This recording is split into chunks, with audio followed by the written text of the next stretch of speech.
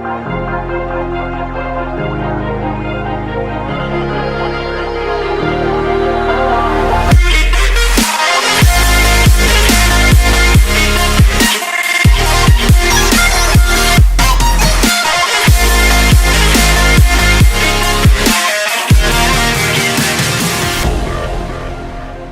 guys, welcome back to the channel.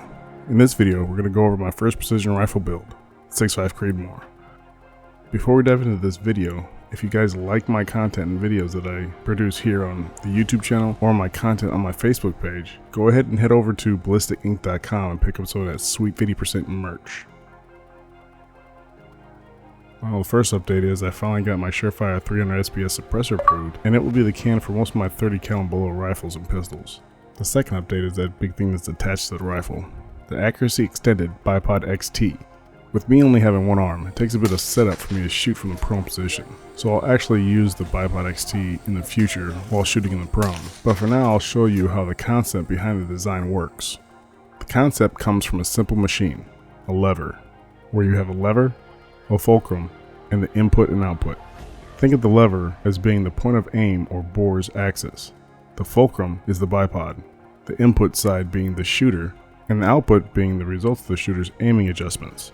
With this simple machine, we'll focus on the amount of movement at each end of the lever. The closer the fulcrum is to the input or shooter end, the more movement you'll get at the output end.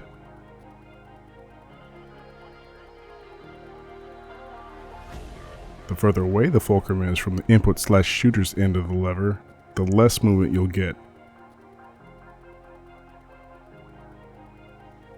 With traditional rifle stocks and handguards, there's a limited amount of area to place a bipod, with most attaching to a sling swivel or the forwardmost spot at the front of the handguard, depending on the length of the stock and the handguard. This is where the Bipod XT comes in. It mounts the stock or handguard and has a 3-piece telescoping tube that will extend the fulcrum beyond the end of the muzzle. And what this does is reduce the amount of movement you'd see in your reticle for the same amount of adjustment the shooter makes.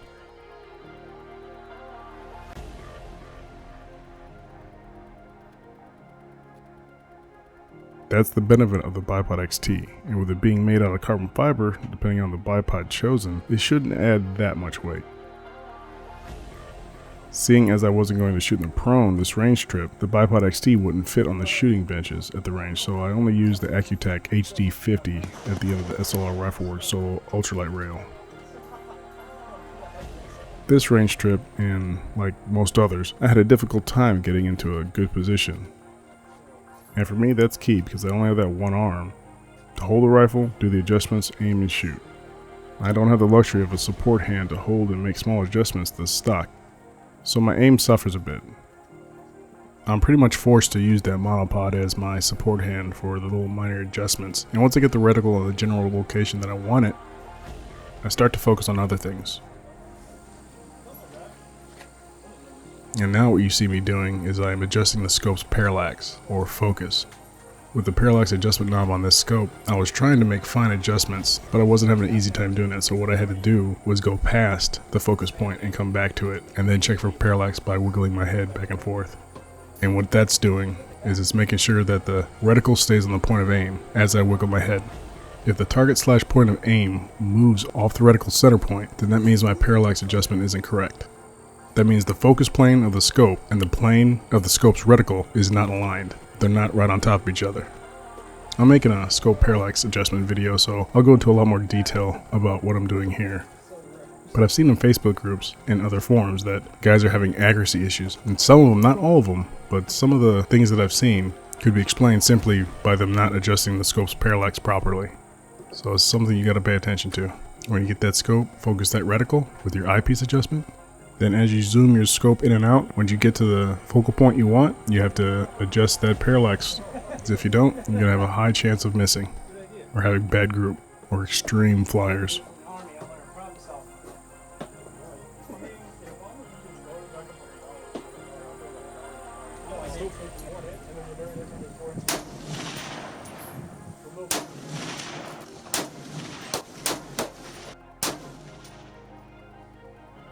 With that, after I'm set up, my first few groups aren't great because of my frustrations with getting set up.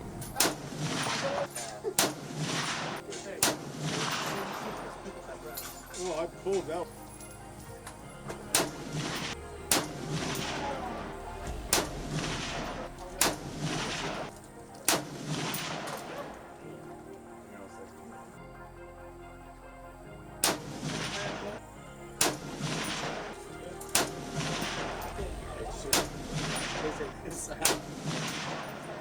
You can feel the air. Then after I've calmed down, my groups tend to get better.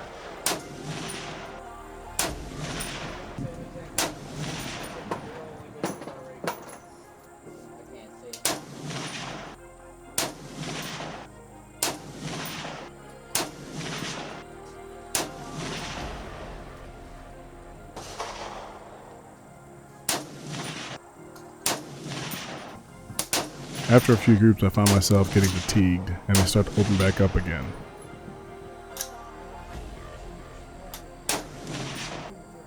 Overall though, I think I've built a pretty good sub-MOA rifle, and I'm sure a competent shooter would get smaller groups having 2 arms to work with.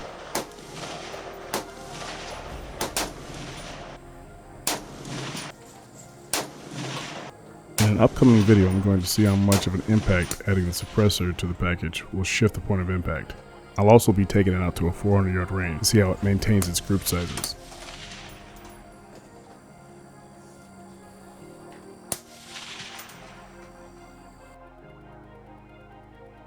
If you didn't know, YouTube has different tiers for monetization, and gun channels are the lowest tier. Add to that the recent changes in the YouTube policies for monetization, and you get gun channels not making much, if anything at all. It's hard to get folks to donate money to something they got to watch for free before. Because of this, I partnered with Ballistic Ink to make some shirts, hoodies, and hats that all have designs made by me. You know, I have the typical logo merch, but then I also have a set of shirts featuring my favorite founding father quotes. Also other quotes from individuals I respect, like Smedley Butler.